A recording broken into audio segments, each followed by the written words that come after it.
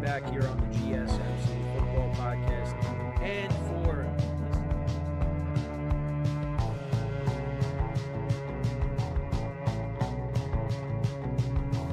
all right, and we are back here on the GSMC Football Podcast. Keep yourself in the loop of everything football on the Golden State Media Concepts Football Podcast. The latest news on and off the field, be it college football, Big Ten, SEC, Big 12, Pac-12, ACC to the NFL. We've got you covered. Listen to the Golden State Media Concepts Football Podcast.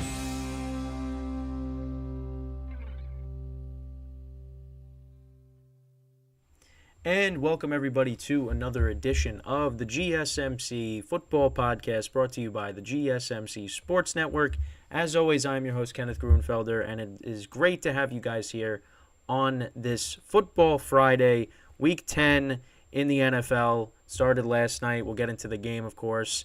It's great to have you guys here. Doubleheader today. We got this show, and then a half hour after that, I will be streaming the GSMC Baseball Podcast, and I have some stuff to talk about. One of the segments will be regarding my team, the Yankees, because their front office met with the media, and I wanted to kind of go over that. So, so we got a jam-packed day for you guys, loads of content coming out, a bunch of shorts between myself and the other shorts that we have coming out each day as well. So a lot of content for you guys to digest. So before we get into the rundown of today's show, I just wanted to remind you guys to tip or donate, get your comments recognized, and to become part of the show, make sure to go to the following link. That is streamelements.com/gsmcsportsnetwork./tip.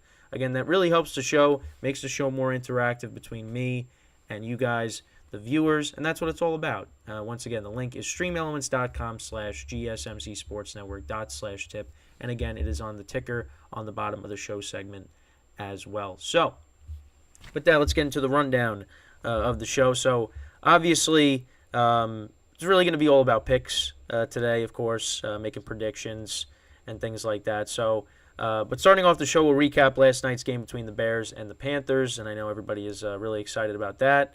And I think I pretty much almost predicted the score right. I think I said like 17-14, 20-17, something like a 3-point game, and that's what it ended up being. So, good start to the week for me. I had the Bears winning and the Panthers covering. There you go.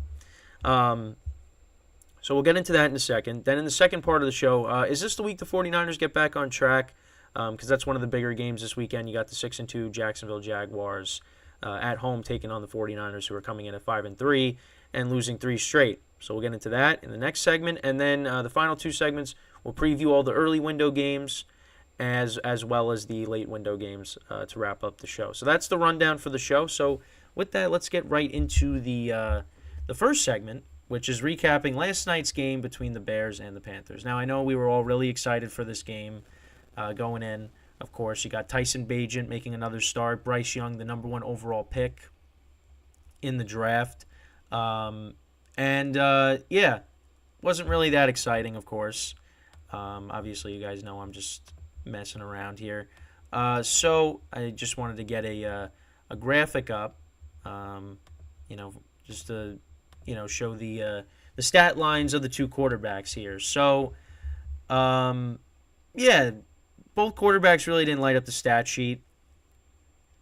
Bryce Young, as you can see, 21-38, 185 yards. No touchdowns, no picks. And then Tyson Bagent, 20-33, 162 yards, no touchdowns and no picks as well. There were no turnovers in this game.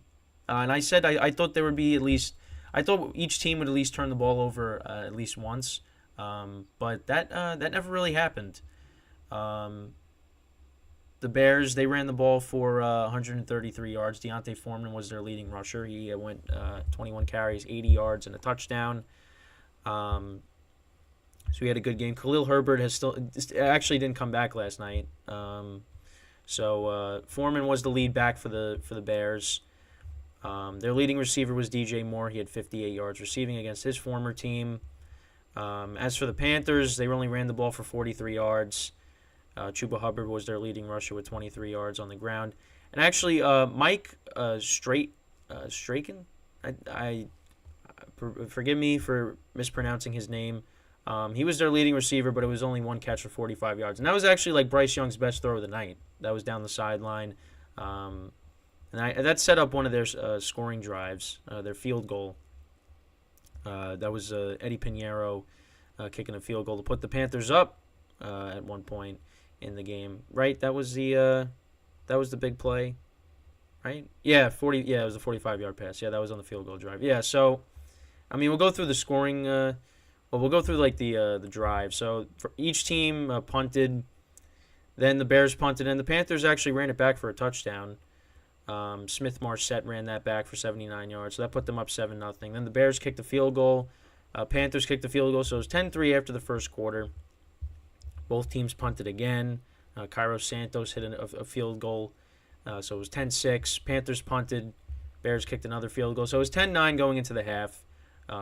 Each team, the Panthers on their first two possessions in the second half, they punted. The Bears punted. But then the Bears went 9 plays, 38 yards in about 4 minutes to score a touchdown. That was the Deontay Foreman touchdown from 40 yards out, so that put them up 16-10. Both teams punted again. Panthers kicked the field goal on 8 plays, 20 yards, almost 5 minutes. Yeah, that was the final score. Because then in the fourth quarter, the Bears punted.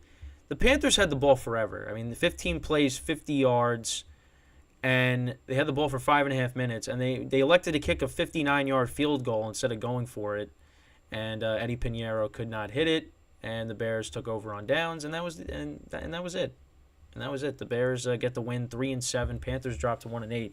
And the crazy thing is, because I was like so confused when they were saying this yesterday, because I really didn't think about it. They were saying how the Bears win, that helps them get the number 1 overall pick, and I'm like, well, don't they have to lose? And then, you're like, oh, wait, that's right, because they traded, the Panthers traded all of their assets, a lot of assets, to get the number 1 overall pick from the Bears. The Bears traded down, and the Panthers ended up with Bryce Young. So now the Panthers are 1-8. Bears are right now in line to get the number 1 overall pick, which is crazy. And you wonder what they're going to do with that. Are they going to go with the quarterback? Because Justin Fields did not play great this year, and he's going to come back, and we'll see how he plays, in this second half of the year. But the Bears could say, you know what, we're going to go get a quarterback. So that's an interesting thing that could happen, and we'll see what happens with Fields. Then do they move off of him and trade him, or do they continue to load up on the offense or load up on the team in general and try again? I don't know. I don't know. Is Eberflus going to be gone after this year? There's so many things, but you have to look at also the Panthers again, and with what's going on with Bryce Young. I mean, he has not looked great this year, and the other thing, too, is you look at all the other rookie quarterbacks in his draft class, they're all playing better than him. Anthony Richardson, before he got hurt, he was playing a lot better than Bryce Young. Will Levis, in his 2 career starts, he's played better than Bryce Young. And, of course, C.J. Stroud, who we talked about this week. So it's not looking good right now for the Panthers. Now, again, some people are saying it might be too soon to tell, and I think so. I don't think we should. I think you got to give him at least another year and see. But you see what the other quarterbacks have done when they stepped in. How come Bryce Young can't do that? Now, he did have that 45-yard pass. That was his best throw of the day, and you're like, okay, there's the talent right there. But yeah, it's been rough for him, and now the Panthers are 1-8, and the Bears. It's crazy. The Bears are in line for the number 1 overall pick, and I don't know. I mean, I guess he's shown flashes at times, but the amount of talking up Tyson Bagent I thought was kind of weird, because I mean he hasn't been. He hasn't been great. He hasn't been good. It really hasn't been good. I mean, he had 3 interceptions against the Saints the other day. I mean, they killed the Raiders. I mean, but the Chargers beat him up pretty good. I mean, yeah, they could have beaten the Saints. And, he wasn't great yesterday. So I don't really know I mean, I guess he's doing what he's supposed to do. He's managing the game, and you see like some of the arm talent. Um, I mean, against the Chargers that passed to Mooney, but I don't know. I guess because it's a storyline that the NFL likes to run with. Now, again, I don't want to disrespect the guy, but the Bears are 2-7 or 3-7 now. So I don't. It was I don't know. It was just kind of weird. I guess because they were just looking for like, you know, something to hype us up for the game. Now again, it's a great story, but I don't know. I just feel like it was kind of it was weird because you would think like the Bears have been like rattling off like a winning streak, and that just has not happened. I mean they beat the Panthers and you beat the Raiders. The Raiders with Josh McDaniels were terrible. Brian Hoyer was starting, and then you beat the Panthers, who have one win on the season. And then the other two games, you turn the ball over 5 times, you lose to the Saints, and then the Chargers on Sunday Night Football, they beat you by a few scores. So, yeah, I don't know. But yeah, and you saw Montez Sweat, going after Bryce Young last night. They gave him an extension, the Bears. Try to improve that defense because they're not really good at getting after the quarterback, and that he definitely is going to help 100%. So and obviously that's a move that they made for next year. It's going to be interesting what the Bears do because they end up with the number 1 overall pick. They got a decision to make, and Fields, we'll see. Obviously, we talked about it with Eberflus and what he was saying, how Fields was doubtful, and we'll see how he is. But he says that he's not going to play. It was just really weird, this weird back and forth in the press conference the other day. But the Bears get the win. They're 3-7. We'll see if they get Fields back. They get Khalil Herbert back. Shout out to my guy Deontay Foreman, who I know he was like a healthy scratch, like every week. And then injuries to the running back position, he gets his chance again, and he produced. Did well for me in my dynasty league last night. I need to win to get myself back to 500 and try to, make the playoffs. But I don't know if that's going to happen. But we'll see. But yeah, Bears 3-7, Panthers are 1-8. I mean, I don't really know what else to say. It's that was our Thursday night game. But luckily for next week, we are going to get the Cincinnati Bengals and the Baltimore Ravens, which is going to be a great game to look forward to. And listen, I had my my little back and forth exchange in the comments with the Ravens because I was favoring the Bengals. And the Ravens have looked. I mean, the Ravens have looked great. Both teams have looked great. So going in, I mean, listen, Bengals win that. I mean, that's going to look good for me. But if they lose, it's definitely possible. It's definitely possible because the Ravens' defense has been playing really good, and they're going to be at home for this game. And they already beat the Bengals this year, but now a healthy Burrow's coming in, so we'll see how that game goes. But we're kind of jumping ahead of this week because that's next week. I don't want to be rushing these weeks because they are they're a delicacy. I mean, it's going to be over before you know it. So that we will do that when we get to it next week. So yeah, but that's pretty much it when recapping this Thursday night game. Again, everybody was really excited about it. Yeah, I mean, yeah, I guess they probably expected Fields to be playing, and maybe the Panthers with a little bit more of a respectable record, but that was just not the case. So with that, we're going to take our first break of the show, and then when we come back, we're going to talk about one of the bigger games on Sunday this week, and that is the 49ers and the Jaguars. That's a game that I think a lot of people are excited for. Both teams coming off of a bye. 49ers trying to end their losing streak. Jags, they've been looking good. So we'll get into all that when we come back from our first break. So stick around, and we'll be right back here on the GSMC Football Podcast.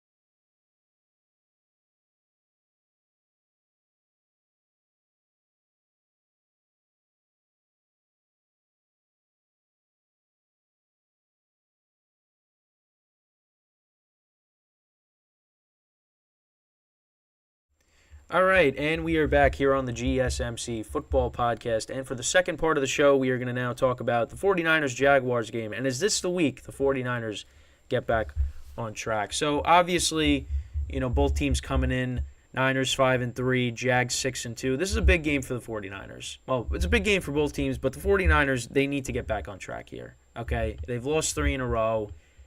This has to be the week that they get a win. Now, right now, the spread is +3 the Jags are getting. And I'm going to be honest, I'm kind of leaning towards taking the points because, Jacksonville's defense has been playing better as of late. And the way the 49ers have been struggling a little bit. So, I think this could be a close game. Now, would I be surprised if the 49ers just come out and blow out the Jags? No. Because that could definitely happen. But right now, I'm leaning towards Niners win, Jags cover. Because, listen, last night I said Bears win, Panthers cover. Now it's completely different. You got two teams that aren't going anywhere. You got two teams that could meet in the Super Bowl possibly. I don't think it's going to happen. But you never know. I'm going to go with that. Now, we look at the two teams, of course, how they stack up against each other. So in terms of passing yards, per game, Niners are 12th, Jags are 14th.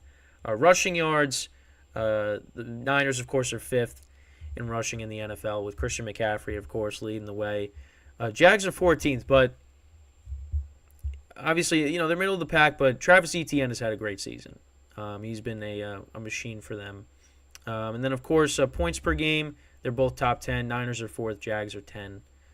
Then on the defensive side of the ball, that is where the Jags can exploit this defense if Trevor Lawrence has time, because the back end of the Niners has not been good.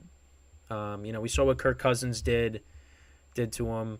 Who did they play before the bye? Oh, Joe Burrow, of course. Joe Burrow and Kirk Cousins. What they were able to do when they had time, if Trevor Lawrence has time to throw, he's got the weapons. So that's definitely something to keep an eye on. And then, of course, in terms of rushing yards, both teams are top 5. The Jags are 4th, their defense is, and the Niners are 5th. Now, we'll see. I mean, Christian McCaffrey, another week to get healthier because, he was banged up a little bit. So we'll see. But, so that's definitely a matchup to keep an eye on. Then points allowed, the Niners are 4th, and the Jags are 8th. So, the Jags' defense has been good. Now, against the pass, not so much. And, we've seen what the Niners' defense has done against the pass recently, against two good quarterbacks. Now they're going up against Trevor Lawrence, so it doesn't get easier. But, we'll see. I mean, now you got Chase Young coming in, making his debut, I'm pretty sure. So, we'll see if they could get after Trevor Lawrence. I think the Jags do have some offensive line issues, so, that, you worry about that. But we'll see. We'll see. And actually, let's see. So Deebo Samuel is going to play in this game, so that's big for the Niners, getting him back, another weapon for Brock Purdy. The status of Trent Williams, I mean, he's still questionable with an ankle, so you're hoping to get him back. A lot of guys are questionable going into this game, so we'll see how that all plays out. But, I mean, ultimately, look, the Niners are coming off of a bye. Now, the thing is, you got to worry about they're coming all the way to the East Coast, and people talk about that. Sometimes that's an issue. That's another thing. Now, when I make predictions, I don't really factor into that. But, at times maybe I should. But I like the Niners to get back on track. I think they are due for a win. Because, I mean, losing 4 in a row, that's rough. But then again, maybe it's a good thing because then you get out you get your bad streak out of the way. And you just play good football the rest of the way. Now, I will say, it was interesting that Kay Adams, shout out to her. She was talking about how Brock Purdy really isn't the problem with the Niners, and she was talking about the defense being an issue, and yeah, I agree with that. But I will say though, Brock Purdy turning the ball over more has been a little bit concerning. I would say that. But the defense has been a concern. I mean, Kirk Cousins lit them up, and then Joe Burrow did the same thing.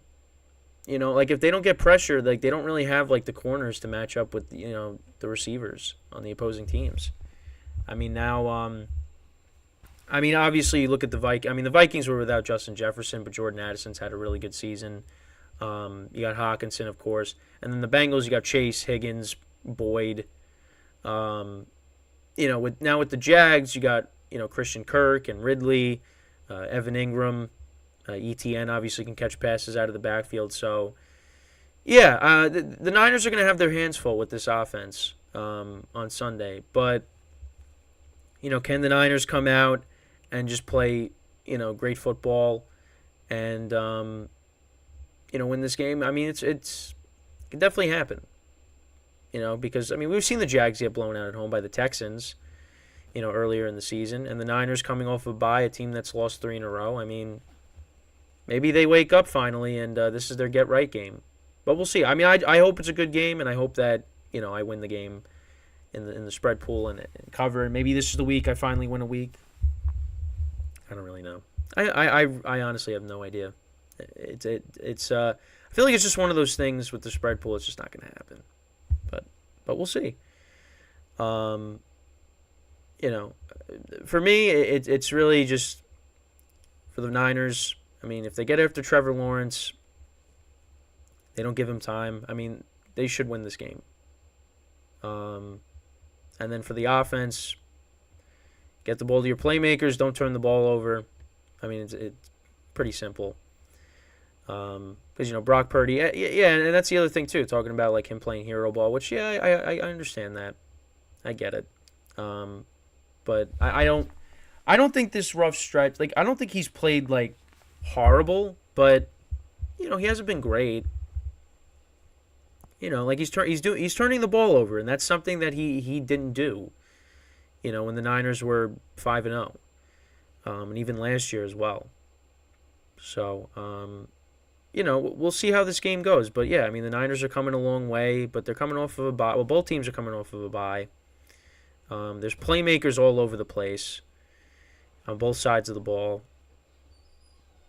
Jags defense has been playing well. The offense, it's they're still trying to be more consistent, of course. But listen, the Jags, I think they ultimately get the South. I've talked about this. The Niners right now, they're battling it out with Seattle, but I think ultimately they win that for the division.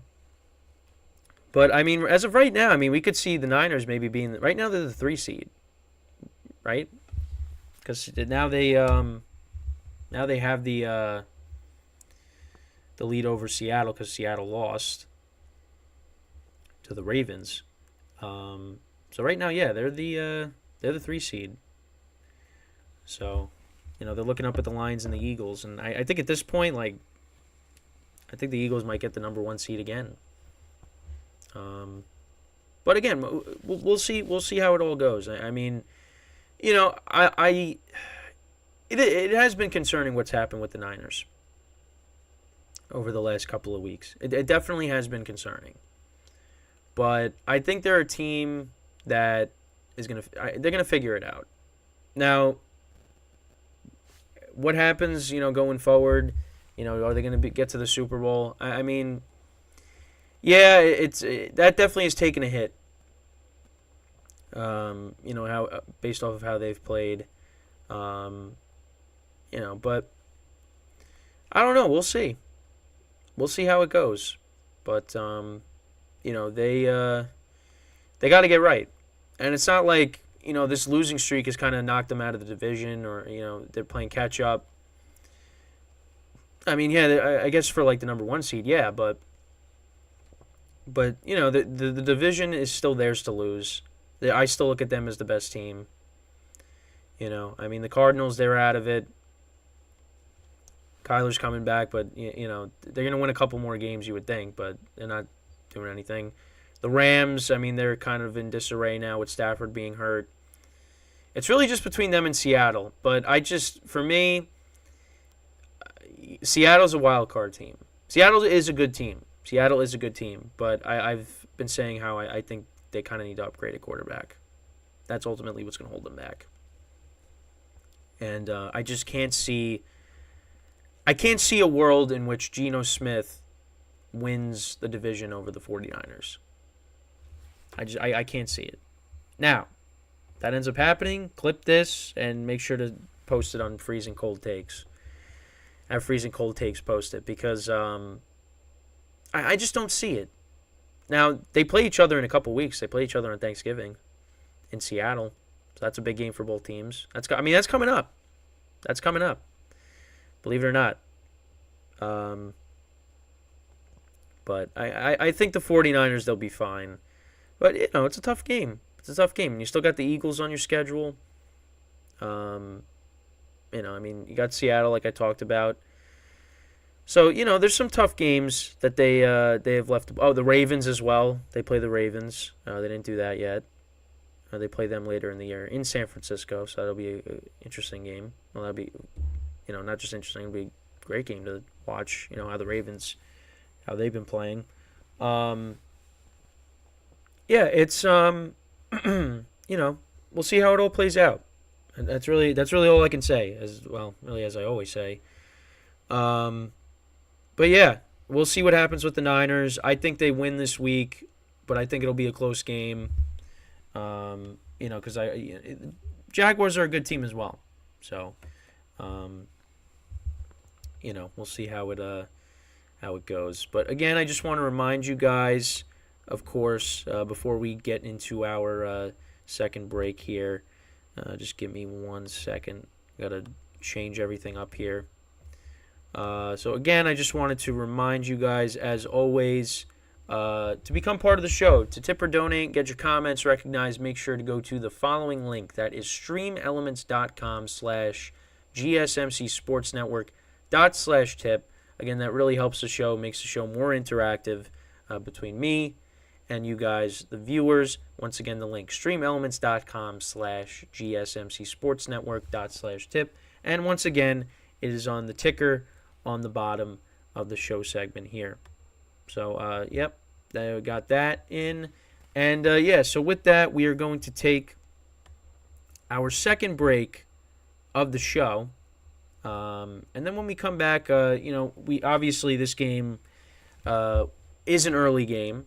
But we will preview the rest of the early window games. Of course, we have another game that is being played in Germany, which for some reason I think I did say it's in London. No, this one's in Germany as well.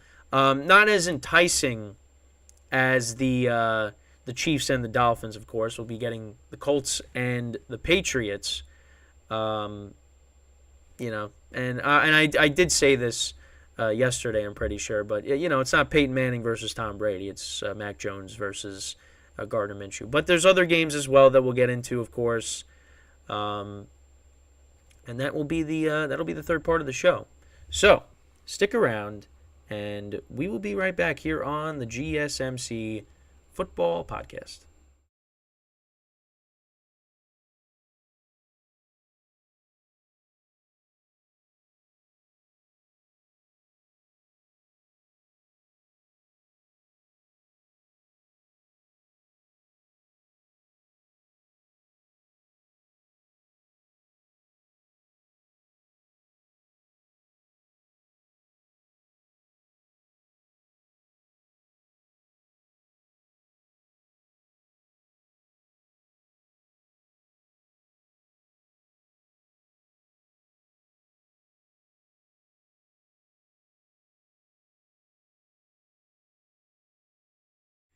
And we are back here on the GSMC Football Podcast. And for the third part of the show, we are going to now preview the early window games for Sunday. I'll go through all of them. I'll give you my predictions. And, so let's get right into that. So we'll start off with, we'll go to Pittsburgh and Green Bay first. So this game will be played in Pittsburgh. These two teams met a couple years ago. Very different quarterback matchup from the last time they met. Instead of Aaron Rodgers and Ben Roethlisberger, we will be getting Kenny Pickett versus Jordan Love. Right now, the Steelers, and I'm looking on CBS, right now the Steelers are 3-point favorites The Packers coming off of both teams coming off of a win. Steelers winning on Thursday night against the Titans. Packers coming off of a win against the Rams. Both offenses aren't great. I mean, for me, that's another game where I'm like taking the points. I think the Packers could at least keep it close. Both teams, again, similar to last night, both teams are gonna, struggle to, score points in this game. I mean, I don't feel great about it. I really don't. But you know what? I think the game stays close. But I'm gonna say the Steelers still win this game. I look at them as the better team. And I think ultimately, and it's weird because ultimately, when all the chips are on the table, Kenny Pickett just wakes up and and plays really well in the fourth quarter. So I think we might see another one of those scenarios. But I think this game is going to be close. So I'm going to take the Packers with the points, but I think the Steelers win this game. So that's my prediction for that. Well, actually, I should have started off with the Germany game, and I'm pretty sure I said I was going to do that. So we'll get into that right now. So you got the 4-5 Indianapolis Colts taking on the 2-7 New England Patriots. This could be Bill Belichick's last game as the head coach of the Patriots. No, that's not happening. I really would be shocked if that happens. But I don't see it. I don't see it. But what do I know? I mean, listen, the Patriots the Patriots are frustrated with what's going on. But, I mean, you don't let Bill Belichick finish out the season? That'd be wild. That would be wild if that ends up happening. But I don't know. We'll see. So, yeah, Patriots 2-7, Colts 4-5. Right now, the Patriots are 2-point underdogs in this game. The over-under is 43. The Colts look like the better team. And I think they, with their ground attack, Gardner Minshew has been okay for them, replacing Anthony Richardson. Patriots just don't look good right now. I can't really trust them. So I'm going to take the Colts in this game to win outright and cover. So, yeah. That's my prediction there, and that would get them back to 500. Patriots would be 2-8. When did you think you would ever see that? The Patriots being 2-8, if that happens. I mean, 3-7, they win. That's still not great. This team is on their way to losing 12 games this year. So now we move on. So this is also one of the better games of the weekend. You got the 5-3 Cleveland Browns heading out to Baltimore to take on Lamar Jackson and the Baltimore Ravens. Right now, the Browns are 6.5-point underdogs in this game. The Ravens coming off of a demolition of the Seattle Seahawks, winning 37-3 in that game. Browns coming off of a 27-0 win over the Cardinals. I mean, this game is tough because, for me, first of all, the Ravens I'm picking to win. Now, in terms of, the spread, the Ravens, they've blown out Seattle. They've blown out the Lions. Those are two playoff teams at home. You got the Browns coming in, and Deshaun Watson has not played great this year. He just hasn't. But this is a divisional game. So this game can end up being close. Both teams are know each other well, of course. The Browns' defense has been one of the best defenses in the NFL. But for me, I can't pick the Browns. I'm going to take the Ravens in this game. I think they win by at least a touchdown. They've just been playing really great. They've just been playing great recently. They've been running the ball effectively. Actually, let's look at the defense comparisons between the two teams. So offensive rankings, the Ravens are 20th, Browns are 26th. Ravens are the number one rushing team in the NFL in terms of yards per game. Browns are third. Points per game, Ravens are 6th, Browns are 14th. Then in terms of the defense, the Browns are number one against the pass. Ravens are 6th. Rushing yards per game, both defenses are about the same. Top 10, Browns are 6th. The Ravens are 8th. Points allowed, Ravens are 1st. Browns are 3rd. So, yeah, I mean, the defenses are both really good for these teams. Although it's interesting because, the Browns just, couldn't stop anything when they played the Colts a couple of weeks ago. So,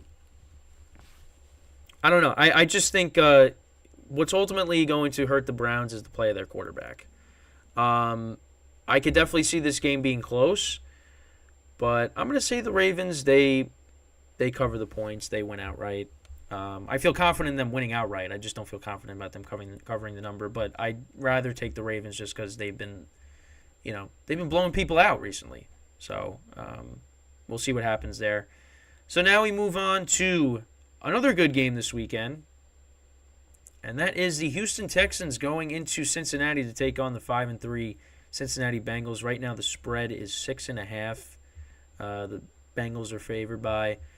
The Texans coming off of that 39-37 win over the Bucs. Bengals obviously winning on Sunday Night Football against the Bills, 24-18.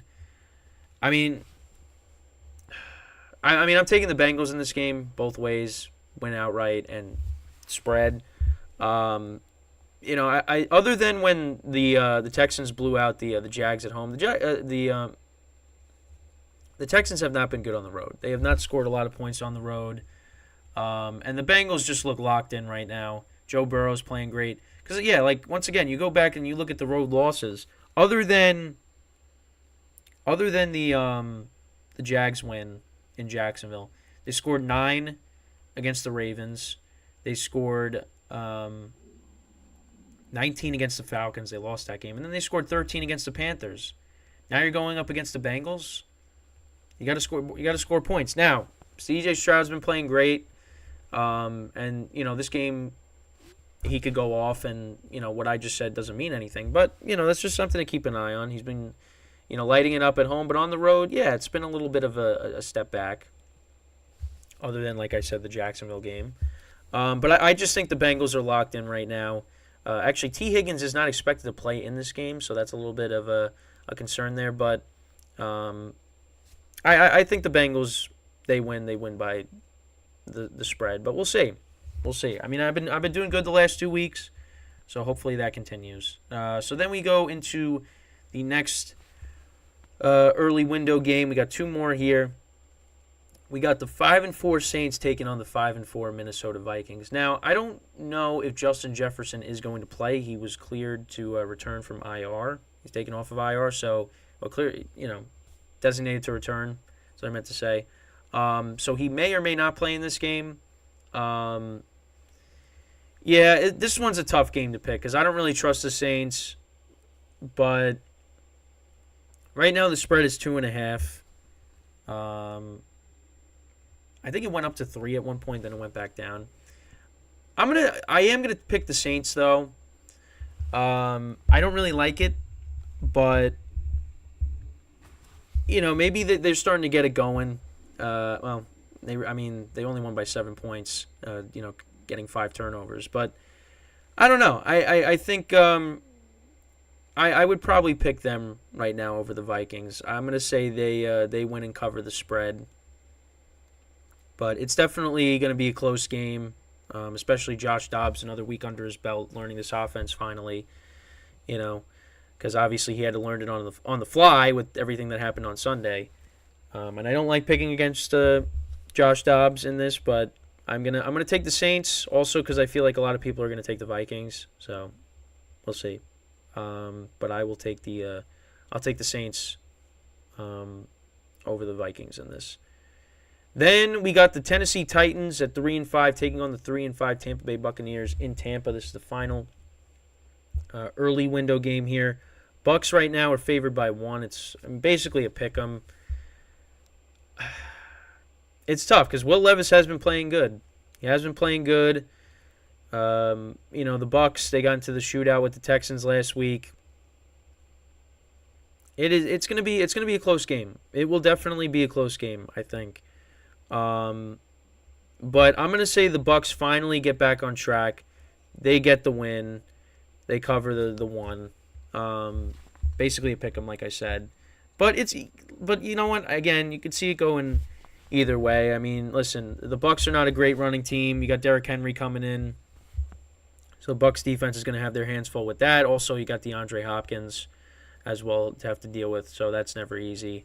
But I mean, we'll see. I mean, you look at let's look at the numbers here. So, defensively, the Titans are 16th against the pass. Bucs are 31st, so that's not good. That's not good. So Will Levis could definitely take advantage of that. Bucs are 9th against the run. Titans defense is 19th. And then in terms of points allowed, the Bucs are 16th, and the Titans are 11th. And then in terms of their offenses, I mean the Titans are 12th in rushing. The Buccaneers are 30th. In terms of passing yards, Titans are 25th. Buccaneers are 17th. Points, I mean they're both not that high up.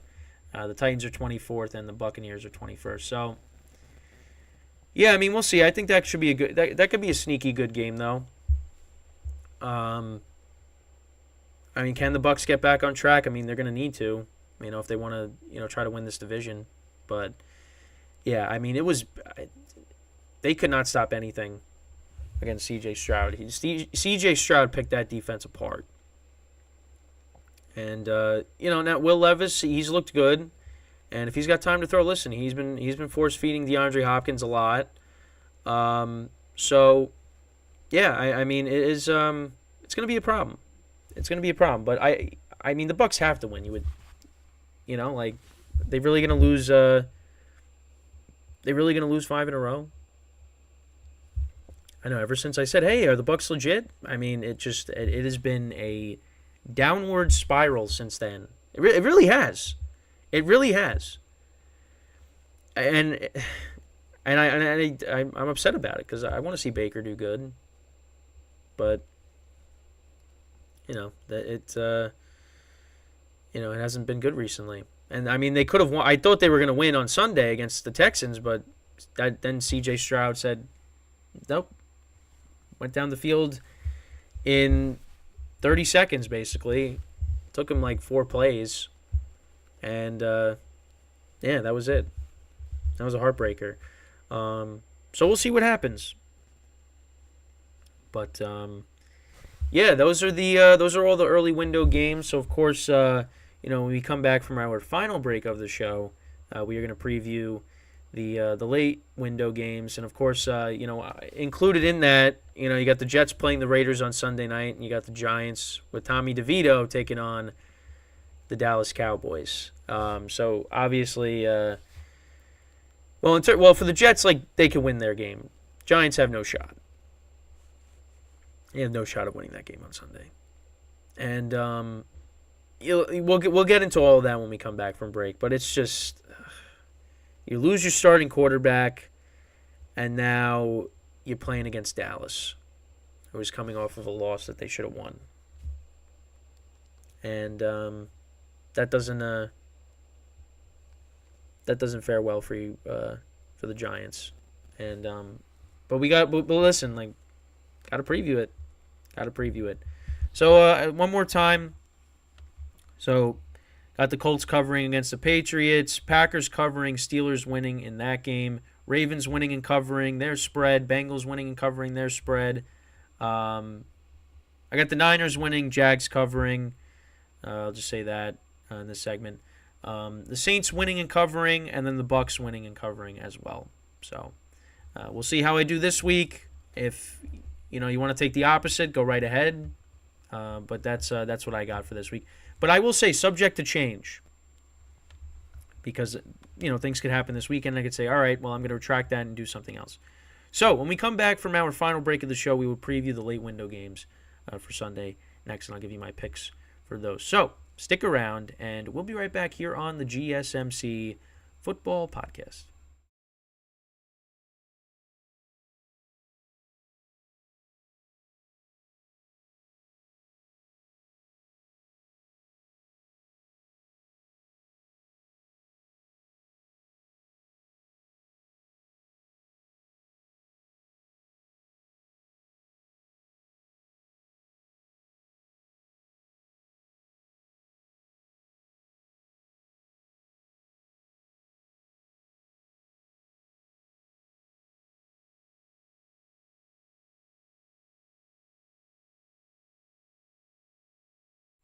And we are back here on the GSMC Football Podcast. And for the final part of the show, we are going to now preview the late window games for Sunday.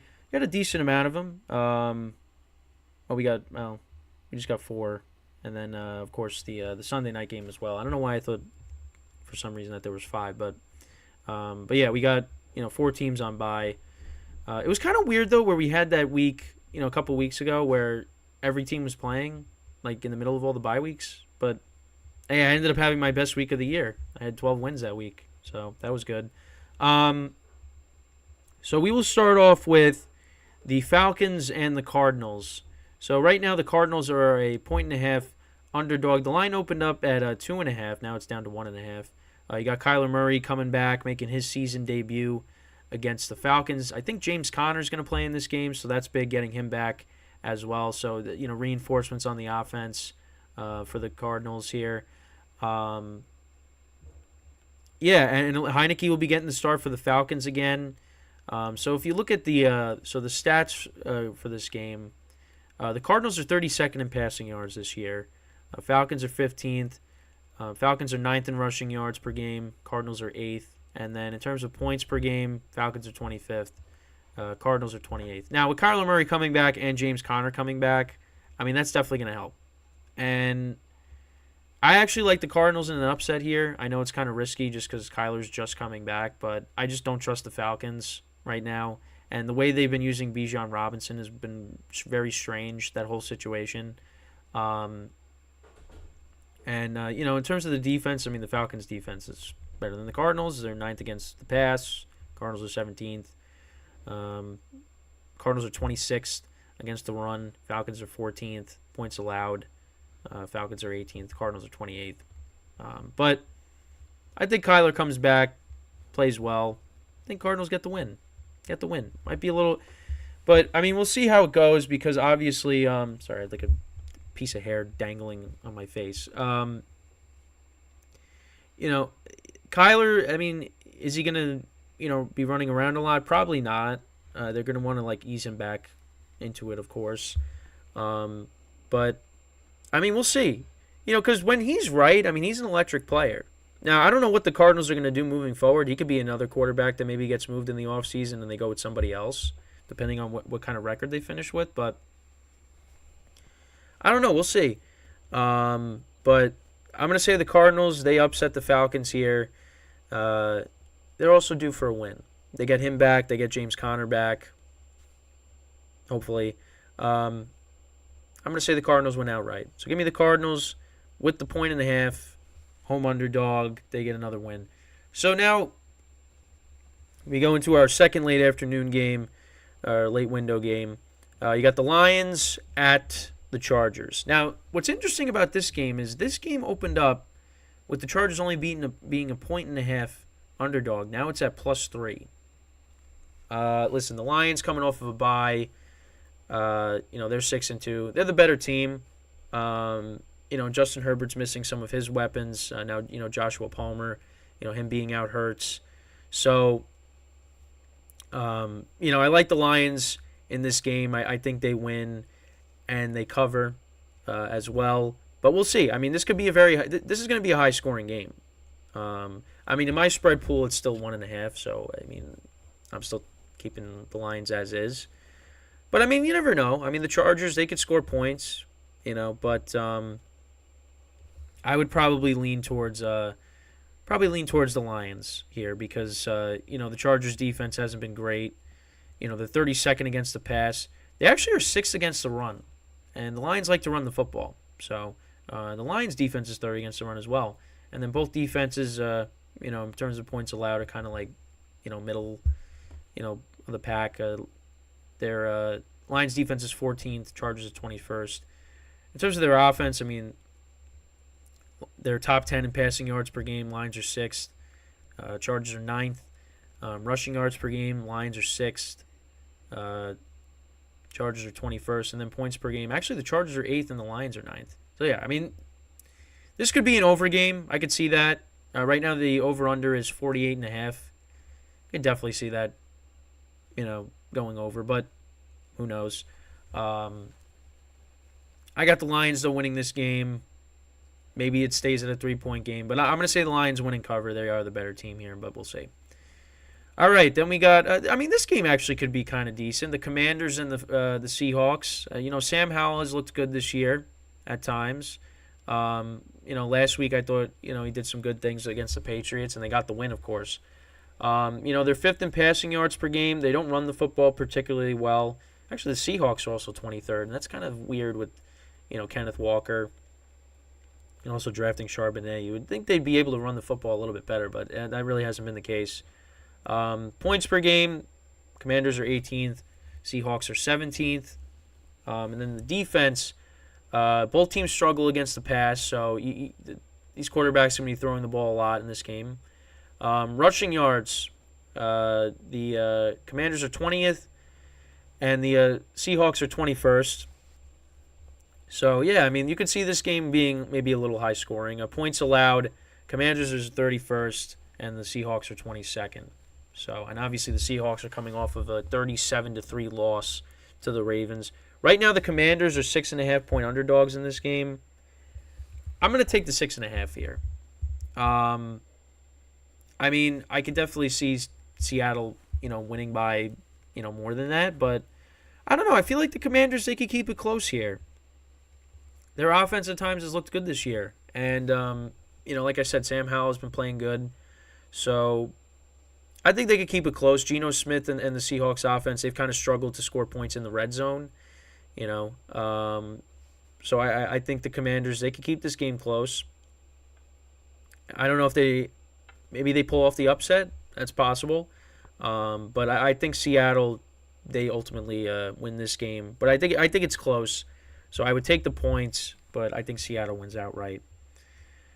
All right, so now we get into the Giants and the Cowboys. The final two games we're previewing are the two New York teams. So you got the Giants and the Cowboys. Cowboys are 17-point favorites. The line opened up at 15. It's now 17.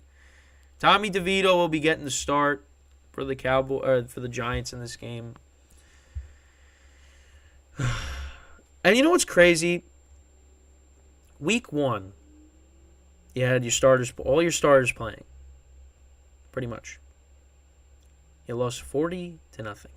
Now, you got Tommy DeVito playing instead of Daniel Jones. I don't know if Andrew Thomas is playing in this game. How much worse can it get? Now, 17 is a lot of points. That is a lot. However, Cowboys, they blow out their opponents at home. They do. And I went over this, in a previous show. But so against the Jets, they won 30-10. Against the Patriots, they won 38-3. Rams 43-20. Now you got the Giants coming in with Tommy DeVito playing quarterback. So, and the Giants defense was not good against Aiden O'Connell and the Raiders. So, I think the Cowboys are going to win by a lot. Giants, they might be lucky if they score maybe 10 points. Maybe they get a touchdown at the end, and it doesn't really matter. I don't see it. I don't see how this team that struggles to score points is gonna do anything in this game with the quarterback like Tommy DeVito, who did not play well when he came in against the Raiders, who really don't have a good defense. So in short, I'm going to say the Cowboys win by a lot. They cover the spread. I don't care how big it is. Obviously, if it's 20, which there have been 20-point spreads before, but I haven't seen them in a while. But yeah, it's 17. I think the Cowboys, they win like 38-10 or something. I think it's just going to be. And it's crazy I'm giving the Giants points after they got shut out the first week of the season with all their starters. So, I'm going to, as much as I don't want to do it, but you have to.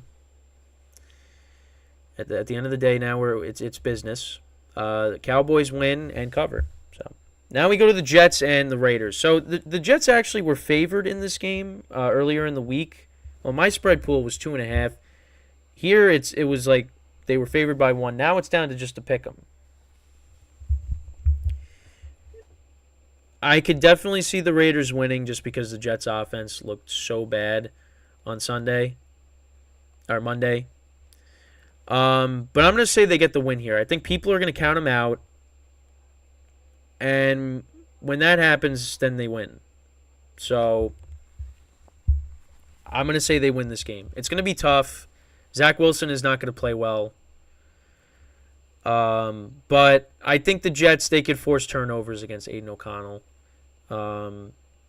The Jets just can't beat themselves. Like, you can't have a punt return. You can't have, Garrett Wilson fumbling. You can't have Zach Wilson fumbling. You got to clean up the turnovers. If they could do that and you run the football with Brees and hopefully they don't, have penalties like they did in that game. Because, that was the other thing, too, that killed them. They had some big plays and, penalties ultimately, hurt them on certain drives during the game against the Chargers. And listen, I don't like it, but the Jets have a very good defense. And you know what? That defense should be able to force turnovers on Sunday. Should. Obviously, I think people would probably prefer this game would have gotten moved off of Sunday night, but this is what we got. But I'll say this, though, like, if Zach Wilson does not play well to start that game, I mean, you got to make a change. But you have to – they got to do something. But it's just like they're not doing it. So we'll see. We'll see how Sunday plays out. I mean, again, it's probably going to be another week where, like, the Jets are like, crossing their fingers and hoping that Zach Wilson just plays well magically. But it's just not happening. And like I said, he's a guy that's not playing with any confidence. He's not. So if you want to save the season and if you want to hope that Aaron Rodgers can come back, you have to win football games. And Zach Wilson right now is not helping you. You're winning in spite of him. I mean, Hurts threw that bad pick at the end of the game when they beat the Eagles. That doesn't happen. You lose that game. You could have lost to Buffalo. You should have lost to the Giants. The games that you've won, you're lucky you won some of those games. So I don't know. It's a very interesting situation, and you got Robert Saleh saying I plead the fifth when talking about should you give another one of these quarterbacks a chance? Yeah, there's a problem there. There is a problem there. So we'll see how it goes. Again, if the Jets lose this game, I'm not going to be surprised. It's a risk I'm taking with them. There's games here that I would take a risk with. Other games I'm not taking the risk. But we'll see how it goes. But listen, the Raiders are riding high after that win. Against the Giants, of course, Tommy DeVito. The Jets, I mean, they're coming in losing to the Chargers and their offense couldn't do anything. A lot of people are going to favor the Raiders in this game. And they're at home. But, they do that, then maybe the Jets play a good game and they get the win. But, I mean, have Zach throw the ball down the field. If he's got time, he has to throw the ball. You got to throw the ball down the field because we're not seeing that. Has he thrown any deep passes this year? Has he? I don't think he has. I mean, I don't really watch film, so I can't go back and look. But, I mean, I guess maybe against the Chiefs, the back shoulder throws. I mean, yeah, that was a game I actually was at. With that, Alan Lazard. I think some of those. And Alan Lazard's getting a lot of criticism with how he's been playing. So, and I feel bad because, I like Lazard and, in his years with Rodgers, of course, but hasn't been playing well with the Jets. So, but yeah, that's pretty much it for the show today. I thank you guys for tuning in, of course. Make sure in about a half hour I'll be streaming the GSMC baseball podcast, so make sure to tune in for that. And other than that, that's it for me. So until, obviously in a half hour, until then, I'm Kenneth Gruenfelder signing off from the GSMC football podcast brought to you by the GSMC Sports Network. Have a good day. Enjoy the games this weekend. And if you guys are tuning in for the baseball podcast, I'll see you then. But if not, I'll see you guys next time. Take care.